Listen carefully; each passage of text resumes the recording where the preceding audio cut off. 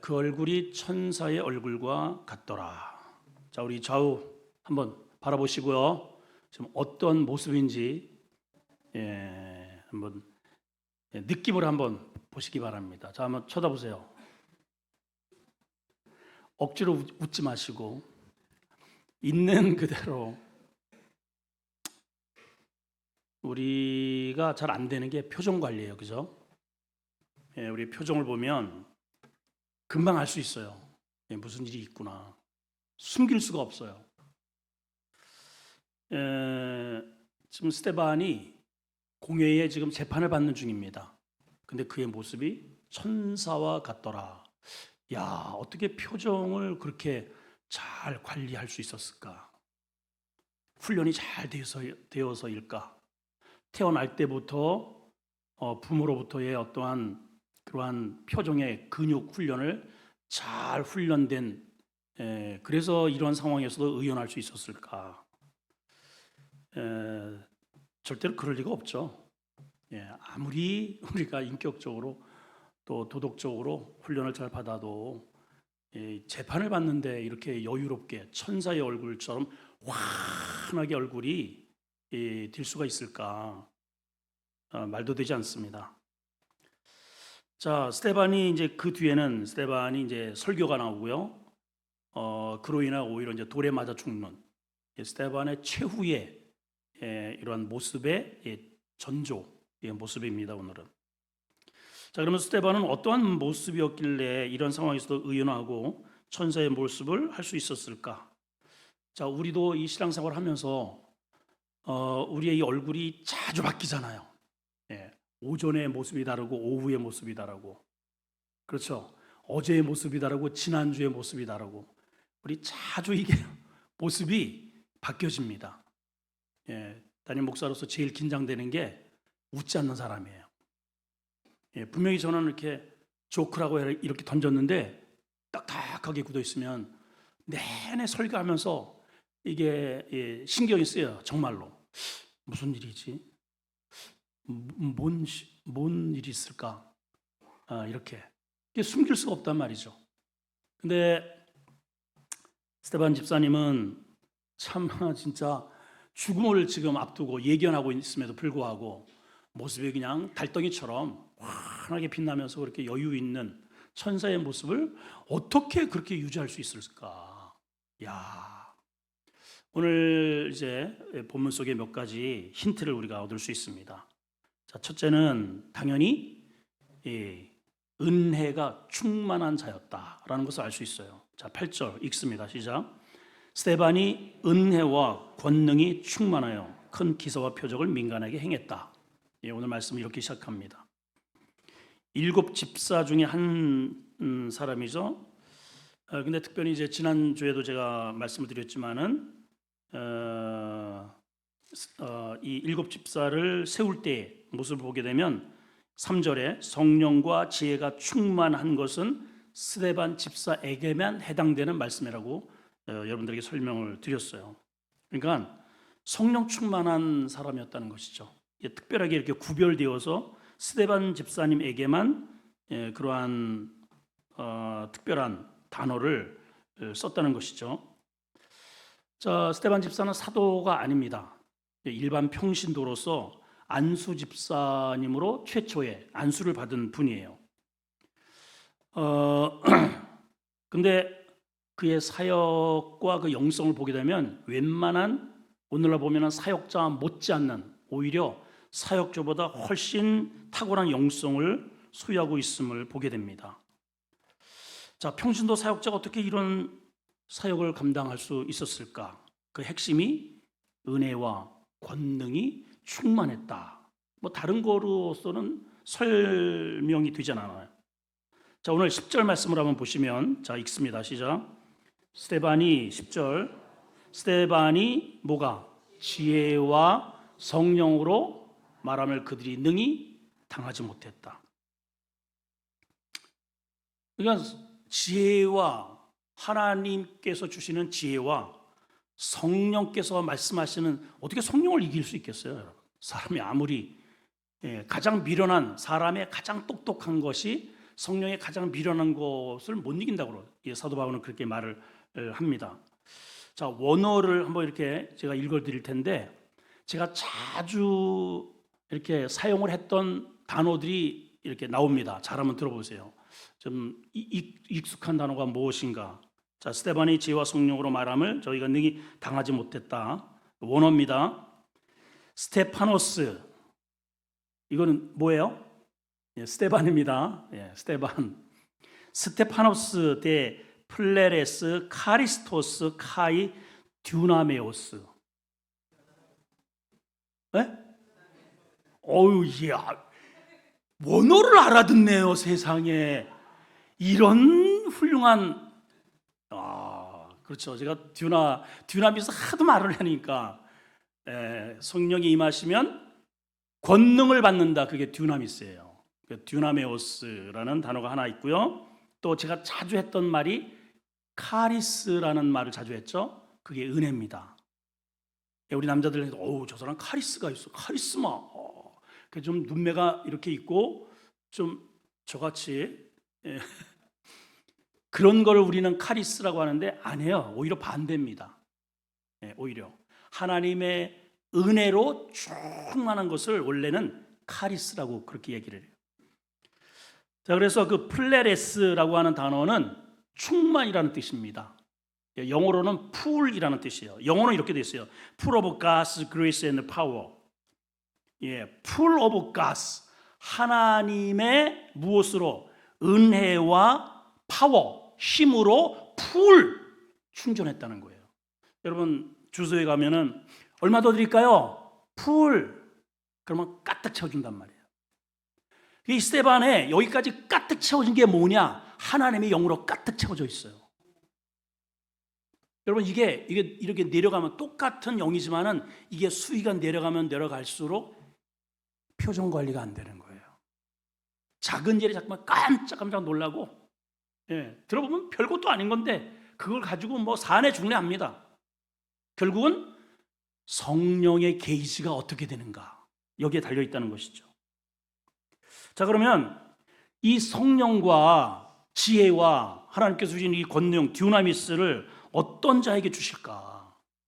어떤 자에게 주실까? 이게 지금 평신도란 말이에요. 그러면 우리도 받을 수 있겠구나. 따라합시다. 나도 받을 수 있다. 그렇죠. 스데반 집사님 평신도가 이러한 충만함을 받아서 사역자 못지않는 이러한 일을 했다면 나도 받을 수 있잖아요. 그렇죠? 똑같아요. 그렇게 주신 분이 우리가 지금 믿는 그 하나님, 똑같은 하나님, 안 바뀌었어요, 여러분. 그러니까 스데반 집사님처럼 하면 우리도 그 듀나미스, 파워를 우리도 받아서 오늘날 이 정말 고난 많은 이 세상 속에서 의연하게 천사의 모습으로 다 이렇게 살 수 있단 말이죠, 여러분. 할렐루야. 기대하시고, 자, 어떤 자였길래 주셨는가 몇 가지 한번 살펴봅니다. 첫째는 뭐니 해도 사모하는 자입니다. 자, 여러분 성령을 어떻게 받았어요? 여러분 생각해 보세요. 예수님 승천하셨습니다. 승천을 본 사람이 500명이에요. 근데 그 500명 중에 예수님의 그 은혜를, 그 성령의 말씀처럼 떠나지 말고, 예루살렘을 떠나지 말고 성령이 임할 때까지 기도해라, 사모해라 라고 한 사람은 불과 5분의 1밖에 안 됩니다. 5분의 1. 100여 명 정도, 120문도가 전심으로, 이게 언제 올지, 우리는 이제 어느 정도의 기간 되었던 성령이 임한 것을 알지만은 그들의 입장에서는 이게 언제 임할지 모른단 말이죠. 그 전심으로 정말 땀방울이 핏방울이 될 만큼의 그런 간절함을 가지고 구하고 찾고 두드리고 사모하는 자에게 성령이 그냥 확 임한 거죠. 제가 방언을 받을 때 보면은 진짜 제가 그렇게 간절하게 기도한 바가 없는 것 같아요. 정말 그냥 정말 그 교회를 정말 이렇게 삼킬 만큼 그냥, 더군다나 옆에 저 형제들이 방언이 터져요. 그래서 우라라 막 이런, 저기도 또 우다다다 두다. 근데 나는 아니매요. 그냥 의자를 그냥 막 부시고 싶더라고요. 여기 진짜 소나무가 있으면은 이렇게 뽑을 만큼의 그런 간절함이 있어요. 그럴 때에 그 간절함 속에 혀가 이렇게 또록 말리면서 방언이 임하는데요. 야, 진짜 이게 몸이 그냥 붕 뜨더라고요. 정말 얼마나 기쁘던지. 은혜는 사모하는 자에게 주셔요. 할렐루야. 사모가 무슨 뜻인지 모르거들랑 사모님한테 가보세요. 알려줄 거예요. 은혜는 정말 사모하는 자에게 주셔요.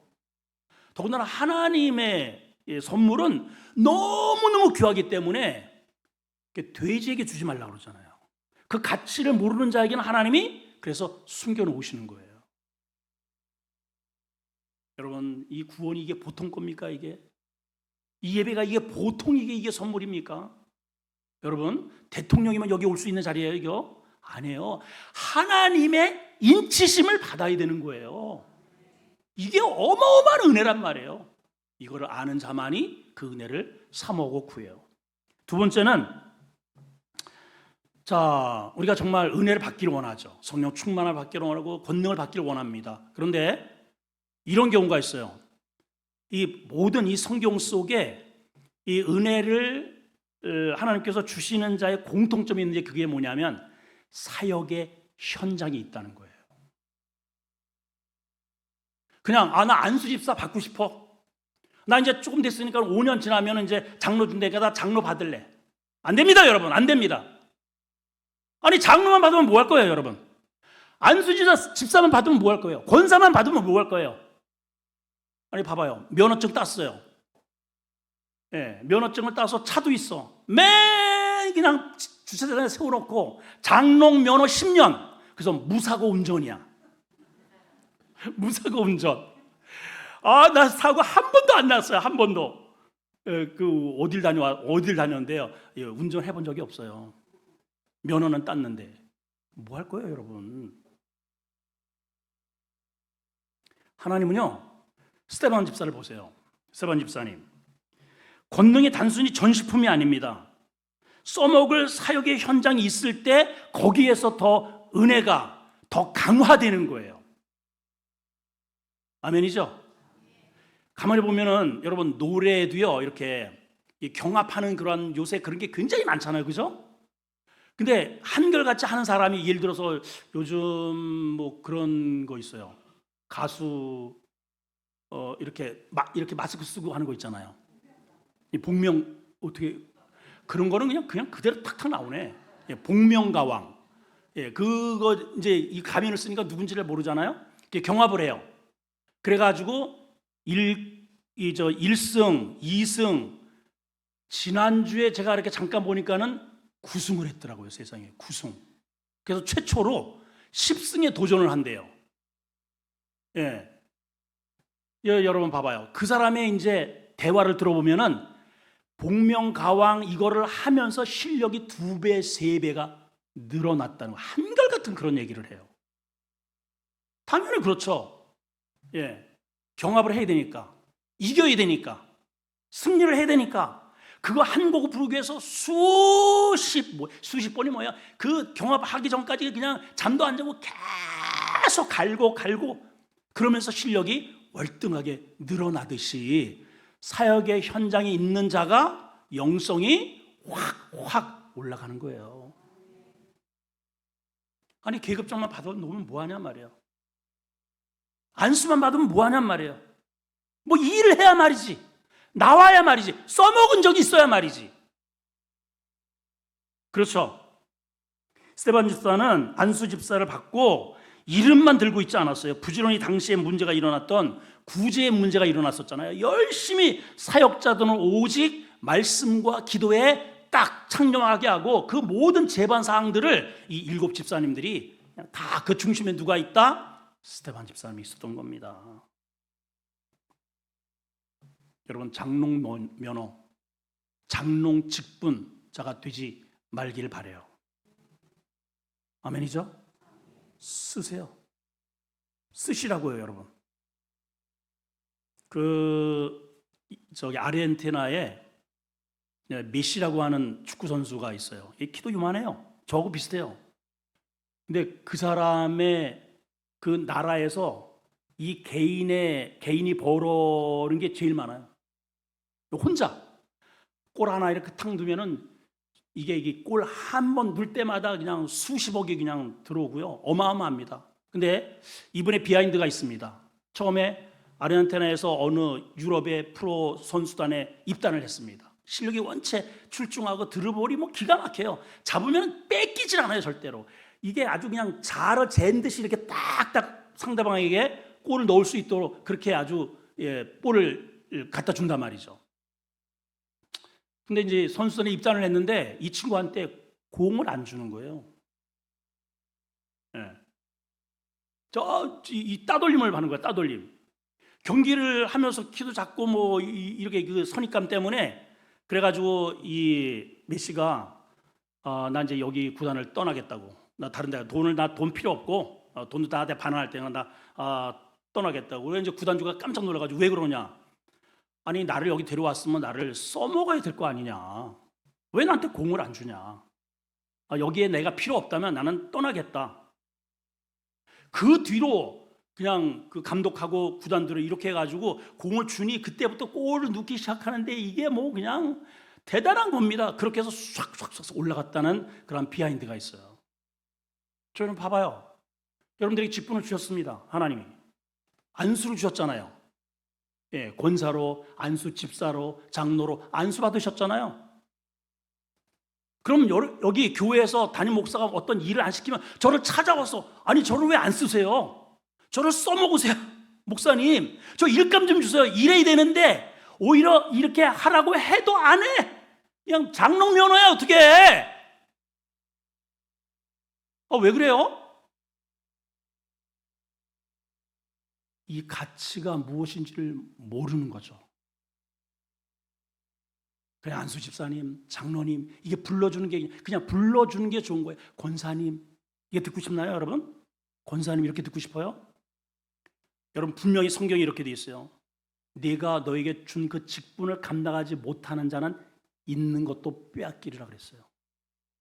받는 게 문제가 아닙니다, 여러분. 감당할 수 있어야 되고 사역의 현장이 있어야 돼요.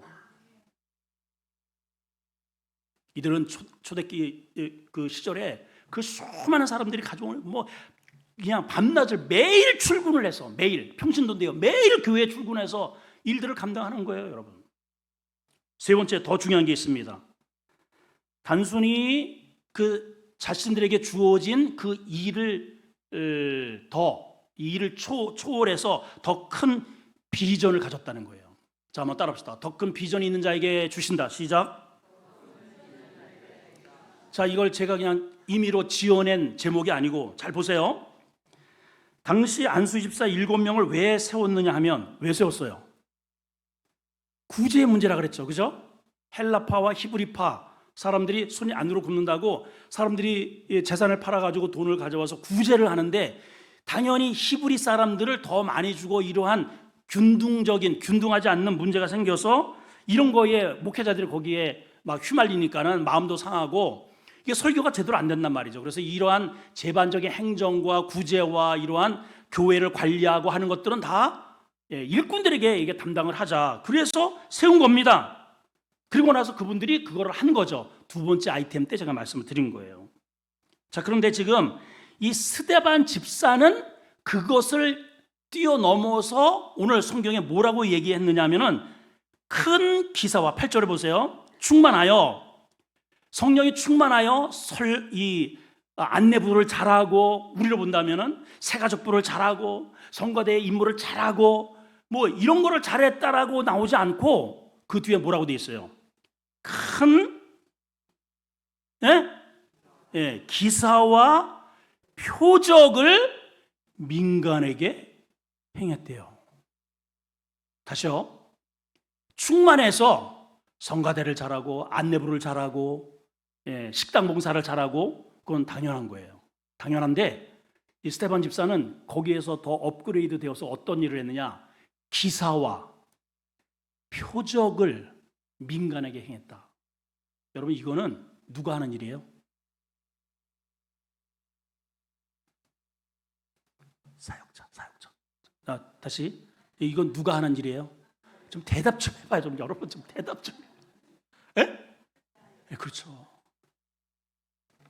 예수님이 하셨던 일이고 그 예수님이 하셨던 일을 제자들에게 주셨고 그 제자들이 하는 일을 평신도 사역자가 그 일을 하고 있네. 여러분 이거 안 보여요 지금? 지금 평신도 사역자가 자기가 해야 할 그 이상의 일을 감당하고 있는 거예요.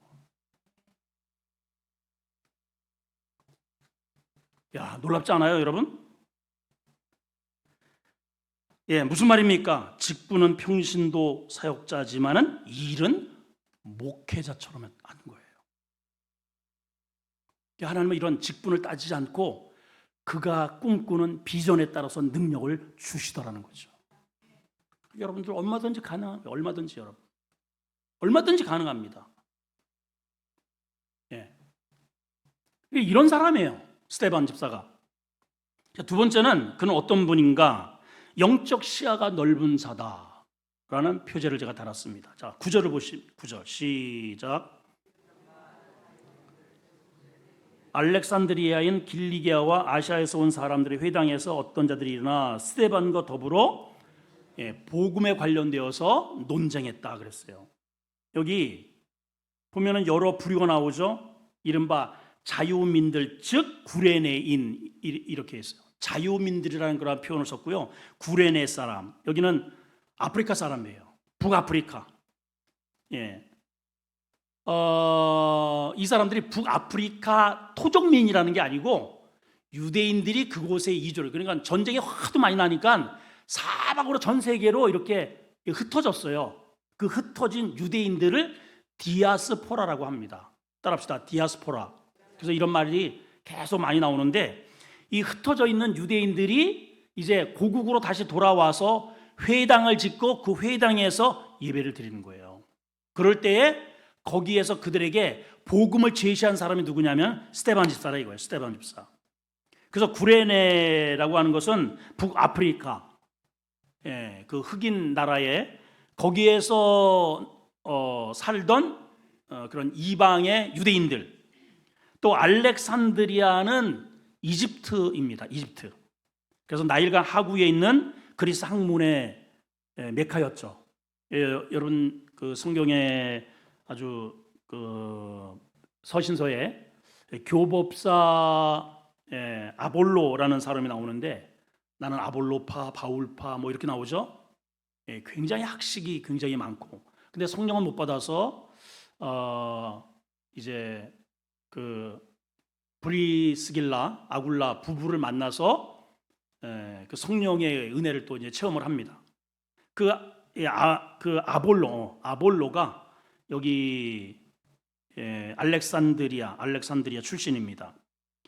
또 길리기아 아시아라는 그런 여기 길리기아라는 곳이 나오죠. 길리기아 아시아에서 온 사람. 여기는 소아시아 지방 터키.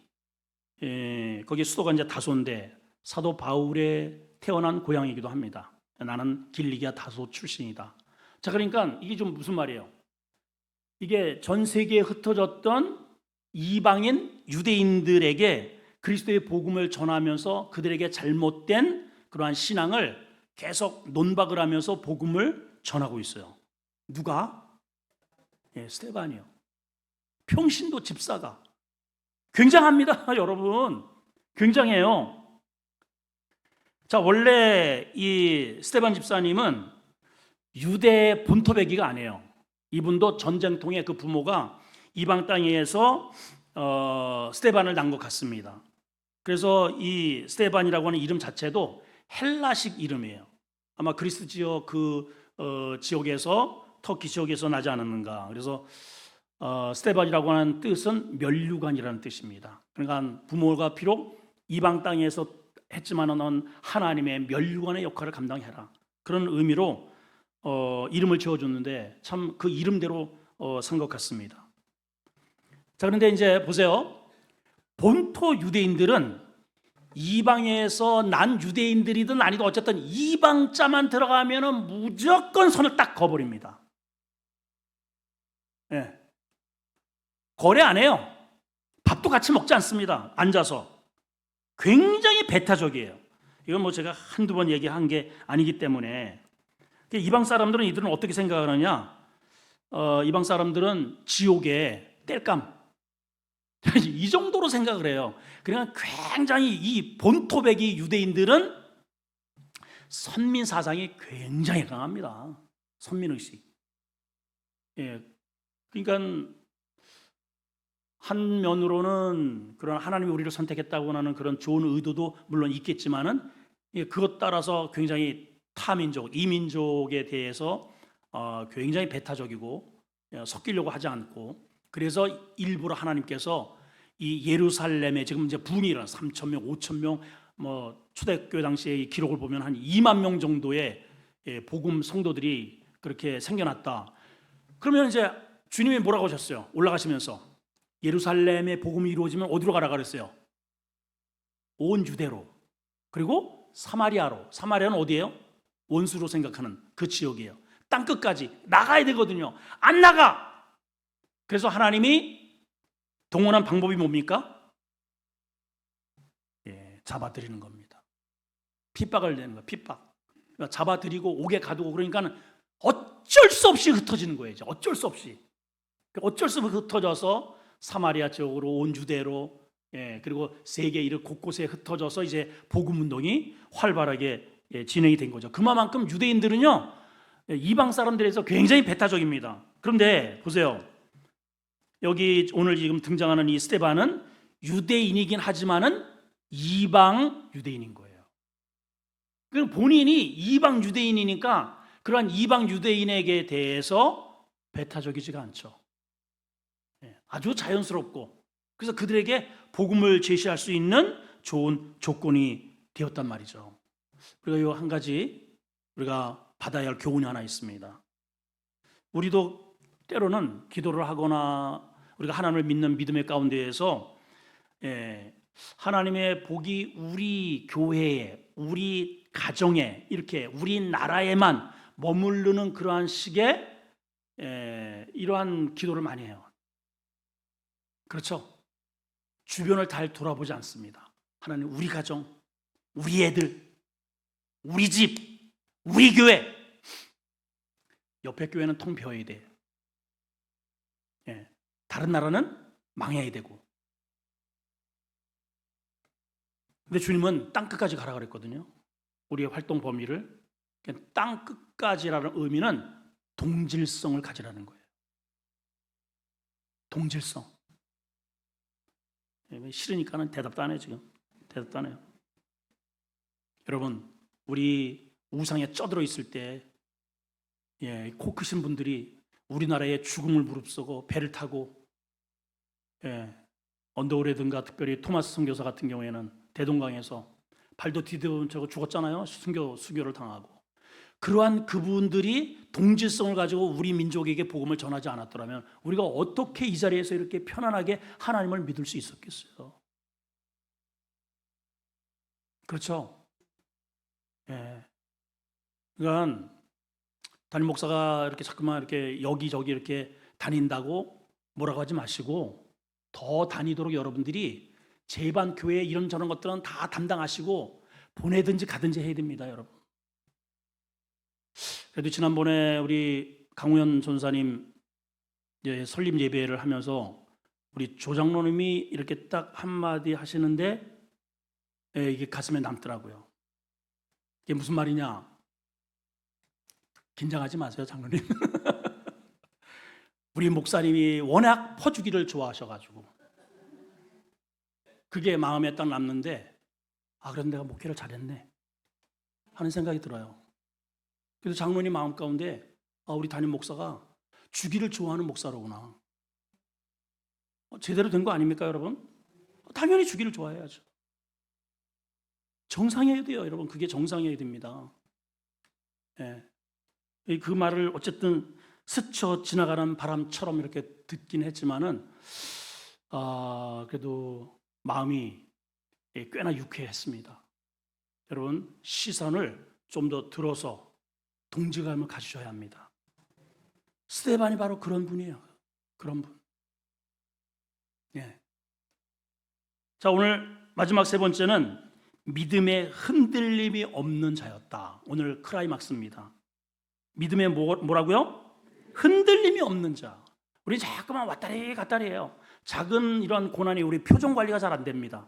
자, 그런데 스데반 집사님은 어떤 사람이에요? 흔들림이 없어요. 요지부동. 자, 우선 10절을 봅니다. 10절 시작. 스데반이 지혜와 성령으로 말함을 저희가 능히 감당하지 못하여. 여기 당하지 못했다 하는 것은 변박할 만한 그러한 어떤 그것을 찾지 못했다, 그런 의미입니다. 자, 스데반이 저들에게 전한 것은 예수 그리스도의 십자가 복음을 분명히 전했을 거예요. 여러분, 구원받는 길이 예수 그리스도의 십자가의 그 사건처럼 더 그거보다 더 확실한 게 어디 있어요, 세상에? 그렇죠? 여러분, 어느 이방 가운데에 죄사함을 받을 수 있고 정확한 근거로 가지고 그 죄의 문제를 떨어내고 천국에 갈 수 있는 길을 제시하는 종교가 어디 있냔 말이에요, 여러분. 없잖아요. 근데 그리스도의 복음은 확실히 하나님의 아들이 이 땅에 직접 오셔서 우리의 죄를 실질적으로 요한으로부터 세례를 받고 물려받고, 보라, 모든 이 사람들의 죄를 지고 가는 하나님의 어린 양이라, 이런 공표를 통해서, 그리고 이제 십자가를 향해서 뚜벅뚜벅 내가 누구이라는 것을 끊임없이 사람들에게 제시를 합니다. 내가 메시아다, 내가 양의 문이다, 우리 아버지가 하나님이다. 그래서 사람들이 그거를 이제 믿느냐 안 믿느냐의 문제예요. 이제 지금은 똑같아요. 예수 그리스도가 과연 4대 성자 중에 한 명이냐, 정말 독특한 하나님의 자녀로서 유일무이한 구원의 문이냐, 결국은 이 문제거든요. 지금도 똑같은 거예요. 근데 유대인의 입장에서는, 아니 예수, 또 이제 동네 사람들 처음에 예수님의 행보를 보면은 베들레헴에서 이제 태어나셨죠. 베들레헴에서. 그리고 고향으로 가십니다. 그리고서 이제 그 당시에 헤롯이 눈이 뒤집혀져 가지고 왕이 났다니까 2살 이하의 애들 다 죽여! 그래가지고 남자애들을 그냥 진짜 실제로 다 죽여버리는 거예요, 세상에. 야, 그런 마귀가 어디 있습니까? 그래서 애굽으로 피신을 합니다. 그래서 이 헤롯 대왕이, 첫 번째 그 헤롯 대왕이 죽을 때까지 애굽에서 잠시 체류를 하셔요. 그 죽은 다음에 다시 올라가셔가지고 이제는 죽은 다음에 분봉왕들이, 그 아들들이 여기저기를 이제 다스리게 되죠. 빌립, 아켈라오 이런 등등. 그리고 다시 이제 갈릴리로 올라가셔서 해마다 어린 시절에 부모와 함께 이 예루살렘에 올라가셔가지고 유월절을 지키셔요. 주님이. 그 이제 성경에 나오는 것은 딱 단 한 번 정도 그렇게 소개가 되어 있는데, 역사의 기록에 보면은 종종 그렇게 이제 절기 때마다 아버지 집에 찾으신 거죠. 자, 그리고 이제 30세 되었을 때 그 갈릴리에서 세례 요한에게 오셔서 세례를 받으십니다. 세례를 받으시고 공식적인 대비를 하시는 거예요. 이제 공식적인 대비. 하늘에서 성령이 임하시고 목소리로 이는 내 사랑하는 아들이다 선언하시고, 마귀에게 시험을 받으셔서 이기시고. 마귀가 왜 시험을 줬다고요? 마귀의 목적이 뭐라고요? 너 하나님이잖아, 너. 그러니까 완전한 인간이 되는 것을 회방하는 거예요. 완전한 인간이 되는 것을 회방하는 겁니다. 그러니까 너 하나님이니까 너 하나님 같은 실력을 좀 보여봐, 이거예요. 그래서 야, 이 돌로 떡을 하라고 이걸 문제라고 냈냐? 야, 쇳덩어리 가져와. 해서 보란 듯이, 자, 봐봐! 휙 해가지고 떡을 만들었다면 마귀가요, 그렇지, 당신 하나님 맞네. 그러면 대속의 은혜는 끝나는 거예요, 여러분. 이 마귀야 기가 막힌 교묘한 이 술수를 주님이 아시기 때문에 사탄아 물러가라 하신 겁니다, 여러분. 여러분, 마귀는요, 여러분들에게 십자가를 지지 않고 성공할 수 있는 비결을 자꾸만 우리한테 제시해줘요. 근데 십자가 지지 않고 구원받는 길은 없어요, 여러분. 그래서 쉽게 자꾸만 넓은 길로 우리를 자꾸만 인도갑니다. 거기는 사람이 많아요. 많아. 여러분, 빨리 돌아와요. 빨리 돌아와. 따라합시다. 빨리 돌아오자. 쉬운 길로 구원받는 길은 없어요. 없습니다, 여러분. 단호컨대. 그 주님은 묵묵히 십자가의 길을 걸어가셔요. 그리고 끊임없이 내가 누구인지를 말씀하시는 거예요. 난 하늘에서 온 자다. 사람들은 끊임없이, 그래서 나중에는 예루살렘에 성전에 올라가가지고 막 상을 뒤 엎어버립니다. 막 다 내가 쫓고, 청결 작업을 합니다. 그러니까 이제 거기가 발칵 뒤집히죠. 발칵 뒤집혀요. 거기서 이제 최초에 8개월 정도 예루살렘 주변에서 유대 땅에서 사역을 하시다가 계속 이제 엿보니까 고향으로 올라가셔요. 그래서 가나의 혼인잔치 사건과 그 다음에 가보나움의 왕의 그 신하의 아들을 원격으로다가 지금 원격 역사가 그때 이미 나온 거예요, 여러분. 원격으로 치러왔잖아요. 원격으로 이미 나왔다 가봐라. 그러니까 나버렸어요, 여러분. 여러분, 여기에서 정말 믿음으로 하나님께 기도하면 원격으로 여러분 자녀 문제가 해결돼.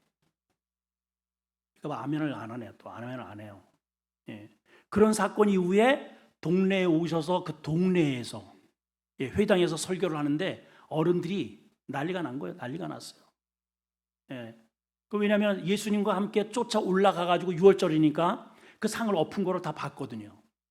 우리가 생각할 때는 성전 청결 작업이지만 동네 어르신들의 입장에서는 성전 깽판 사건이에요, 여러분.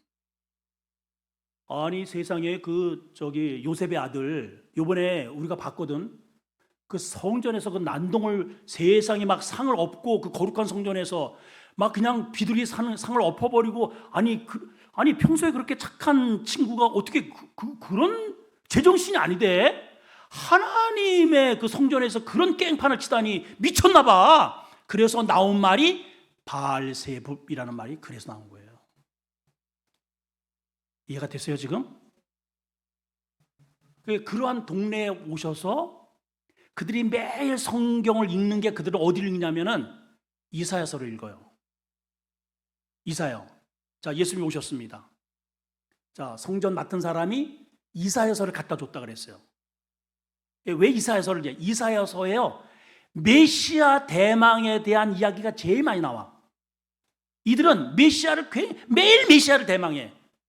하나님 우리에게 메시아를 보내주셔서 이 억압에서 속박에서 자유하게 해주시고 빨리 이 나라를 하나님의 민족다운 민족으로 세우셔서 하나님의 왕국을 세워주세요. 그러려면 메시아가 오셔야 됩니다. 근데 그 메시아가 오셨잖아요. 지금 듣고 있는 거예요 지금 여러분? 메시아가 오셨잖아요. 그리고 성전의 회당장은 맡은 사람은 이사야서를 갖다 드렸는데 예수님은 펼친 그 성경이 어디냐면 이사야서 61장입니다. 그래서 1절에서 3절을 읽으셔요. 주의 성령이 내게 임하셨으니 가난한 자에게 복음을 전하게 하려고 나를 보내사 눈먼 자에게 다시 보게 함을 눌린 자를 자유케 하고 주의 은혜의 해를 선포하게 하려 함이라. 은혜의 해가 뭐예요? 그게 천국이에요. 천국. 신년. 근데 구약의 신년은 선포되었지만 역사 속에 단 한 번도 전체를 정말 종을 풀어주고 그 신년의 은혜를 누린 바가 한 번도 없어요. 그런데 예수님께서 당신의 동네에 자라는 곳에서 신년의 주인공이 신년, 자유의 은혜를 선포하셨는데 동네 사람들은 이거 미쳤구만. 우리가 들은 소문이 많네. 상을 엎더니 진짜 그렇구만. 그래가지고 예수님을 끌어다가 저 벼랑에다 세우고 뻥 차버린 거예요, 여러분. 지금도 똑같습니다.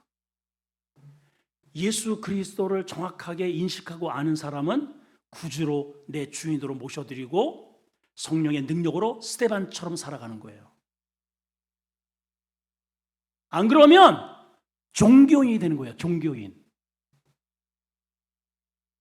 이해가 되시나요 지금? 주님은 끊임없이 당신이 누구인지를 가는 곳곳마다 내가 하늘에서 온 메시아다. 그거를 죽는 순간까지 말씀하셨어요. 제자들은 죽는 순간까지 왜 예수님을 따라 마지막 올라가면서 이번에 주님이 뭐 뒤집을 것 같다. 이번에 자 누가 우의정 좌의정 찰냐. 죽는 순간까지 이 짓을 하는 거예요. 심지어는 예수님이 부활하시기 바로 직전도 주님 이 나라를 회복하실 때가 이제 됐죠? 관심이 그거예요. 참 정말 이게 안 돼. 그래서 여러분 성령을 받으셔야 합니다. 그래서 교회는 딱 두 부류예요. 종교인이 있고 성령 받은 사람이 있는 거예요. 지난번에도 목사님이 그냥 하는데 소리 지르고 그건 눈매 봤지. 뒤로 와서라도 가야지. 종교인 있어요. 종교인. 누구 눈치 보고 여러분 신앙생활 하십니까? 저의 그 안타까움을 주님이 끊임없이 정말 피를 토하는 모습으로 너희들 이사야를 매일 너희들 읽지 않니? 그거예요. 주님이 이사야서를 읽으시면서 너희들 이 이사야서 이렇게 쭉 계속 읽잖아. 여기 이 메시아 이분이 오시면 이 사람이 오길 바라잖아. 내가 그러니까 내가 사마리아 여인 여러분 아시잖아요. 사마리아. 예수님이 사마리아한테 말을 걸어요. 여인아 물 좀 달라고. 오, 당신은 유대 남자가 어떻게 사마리아 나한테 말을 걸으세요? 그 이제 물을 내가 너한테 물을 달라고 하는 내가 누군지를 알았다면 네가 나한테 물을 구했을 거야. 내가 주는 물은 네 속에서 영생토록 솟아나는 샘물이 될 거야. 이게 도대체 무슨 말인지도 몰라. 이 여자는 그런 물 있으면 나한테 좀 주세요. 여기 물 떨어오지 않게 해주세요. 제가 너무 좀 힘들거든요. 그래? 그래 알았어 줄게. 그러면 주시면 되잖아 그 물을. 근데 여기 봐봐요. 그 물을 주시기 위해서 주님이 이런 말씀하셔요. 남편 좀 데려올래? 아니 느닷없이 왜 남편이야? 왜? 이 여자에게 있어서의 남편은 어때요 지금? 5번째야 5번째. 아니 한 번 이혼한 것도 지금 이게 어마어마한 건데 2번, 3번, 4번, 5번. 근데 지금 남편도 아니야. 언제 버림받을지 몰라요. 이스라엘에는요 이렇게 율법을 이용을 해가지고 마음에 들지 않으면 이혼 증서를 써서 이혼하라고 그렇게 그거를 뒤집어 이혼하지 말라고 그냥 마음에 안 들면 그냥 보내버리니까는 모세를 통해서 그렇게 하지 말고 정 이혼을 만한 조건이 있으면은 증서를 써가지고 합당하게 법적인 그런 절차를 밟아서 해라. 그거를 뒤집어가지고 자고 일어나가지고 눈곱 많이 꼈다고 보기 싫다고 이혼. 폭격 맞았다고 이혼. 방구 꼈다고 이혼. 채심머리 했다고 이혼. 그 여자가 5번 이혼을 5번, 4번을 이혼하고 지금 5번째예요. 이 가정사 이러한 남편의 문제만 나오면 아킬레스인 거죠. 얼마나 애환이 막 그러니까 동네 사람 얼굴 뜨거워서 볼 수가 없어요. 그래서 대낮에 아무도 없는 외로운 그러한 환경 속에서 물 들어오는 거예요. 어쩔 수 없잖아요. 이거는 여러분들 어쩔 수 없이 직장 가잖아요. 먹고 살아야 되니까. 근데 주님이 일부러 단 한 번도 지금 유대인들이 그 길을 통과한 적이 없어요. 근데 주님은 일부러 그 길을 찾아가신 거예요. 누구 만나러? 이 여인 만나러. 은혜는 누구의 것이냐? 심령이 가난할 대로 가난하고 어디 피할 곳이 없는 하나님의 은혜가 아니면 안 되는 바로 그 사람에게 주님이 찾아가신다는 거예요. 그거예요, 여러분. 이미 배부른 사람, 오늘 남는데 뭐 교회나 한번 갈까? 교회나 갈까가 아닙니다, 여러분. 아무것도 남지 않아요, 그분한테. 일단 사마리아 지역 자체가 유대인들에게 버림받은 지역이죠. 근데 그 버림받은 지역에서도 또 버림받은 인간이에요. 이해가 되십니까? 근데 주님은 그를 찾아가시더라 이 말이에요. 왜? 갈급하니까. 그거예요. 은혜는 갈급한 자에게 도토리 다 키재게 하는 거예요. 유대인들은 사마리아 너희는 개들이야, 개들. 그게 낫대요. 주님이 보시기에는 어때요? 주님이 보시기에 지옥 아름목에 갈 사람이에요. 근데 자기들은 저들을 개 취급을 해요. 또 더군다나 이 사마리아 지역 내 그렇게 살아가는 개들 가운데에서도 똥개. 그게 누구예요? 사마리아 여인이에요. 예수를 만나러 온 이름도 없는. 그 얘기를 하다가 예배로 전환이 됩니다. 당신들은 예배를 예루살렘에서 하신다죠. 우리는 여기 이 사마리아 지역에 예배가 있는데 우리는 못 가요. 주님이 이런 말씀하시죠. 사마리아에서도 말고, 어디서도 말고 예루살렘에서도 말고 하나님께 예배할 때가 오나니 곧 이때라. 예배하는 자가 영과 진리로 예배할 때니 하나님은 영과 진리로 예배하는 자를 찾으시느니라. 바로 그 자가 너야. 그 여인이 주님을 만나고요, 그 모든 창피함, 그 모든 지금까지 자기를 숨겼던 그것들을 다 내려놓고, 물동이도 내려놓고 동네로 뛰어들어갑니다. 내가 메시아를 만났노라. 내가 예수님을 만났다. 그래서 거기에 이틀을 더 유하셔서 그 온 동네가 다 뒤집어져 버립니다. 오늘 주님은 오늘 이 시간에 이 한 사람을 찾으시는 거예요, 여러분. 그냥 오늘 수요일이니까 그냥 종교생활하러 나왔다가 아니고요, 오늘도 갈급한 마음을 가지고 예수님이 아니면 안 되는 내 심령을, 그래서 이 자리에 앉아있는 그 한 사람을 찾기 위해서 오늘 이 시간을 마련하신 거예요. 스데반이 바로 그러한 사람이라. 그러한 사람. 이해가 되시나요 지금? 근데 이들은 그렇게 그러한 복음을 제시하는데 이들이 지금 이들의 생각은 어디에 묶여 있느냐? 자, 11절에 14절을 봅니다. 잘 한번 읽어보세요. 시작. 사람들을 가르쳐 말시키되, 이 사람이 11절서부터 14절 시작. 사람들을 매수하여 말하게 하되, 이 사람이 모세와 하나님을 모독해 하는 말을 하는 것을 우리가 들었노라 하게 하고. 자, 보세요. 자, 여기 모세와 하나님을 모독하는 말을 하는 것을 우리가 들었노라. 자, 어떤 말이에요? 12절 시작. 백성과 장로와 서기관들을 충동하여 잡아가지고 공회에 이르러 거짓 증인을 세우니 이르되, 이 사람이 이 거룩한 곳과 율법을 거스려 말하기를 마지 아니하도다. 그의 말이 크게 시작. 나사렛 예수가 이곳을 헐고. 자, 나사렛 예수가 이곳은 어디를 헐었다는 거예요? 뭘 헐었다는 거예요? 예루살렘 성전, 이것을 헐라, 내가 3일 만에 다시 세우리라 그랬잖아요. 그 나사렛 예수가 이것을 헐고, 또 모세가 우리에게 전해준 규례, 그게 뭐죠? 율법을 고치겠다 함을 우리가 들었노라. 맞아요? 맞아요. 맞잖아요. 그 성전은 바로 자기 자신을 일컬는 말이에요. 너희가 성전을 헐라, 나를 죽이면 내가 3일 만에 나는 다시 부활할 거다, 이 말이거든요. 그렇죠? 64년 동안 지금 성전이 지어지는데 내가 이 성전을 3일 만에 다시 일으키게, 도대체 이 사람들은 무슨 말인지 이해를 못해. 이거는 성령으로야 깨닫느니라 그랬거든요. 그래서 우리가 성령의 능력을 받아야 되는 겁니다. 자, 율법이라고 하는 것은 예수 그리스도를 조명해 주는 거예요. 예수 그리스도를 소개해 주는 겁니다. 그게 구약의 모든 2000년 동안에 형성된 거예요. 근데 그 본체가 오셨잖아요. 율법을 완성하는 자, 예수님. 맞잖아요, 여러분.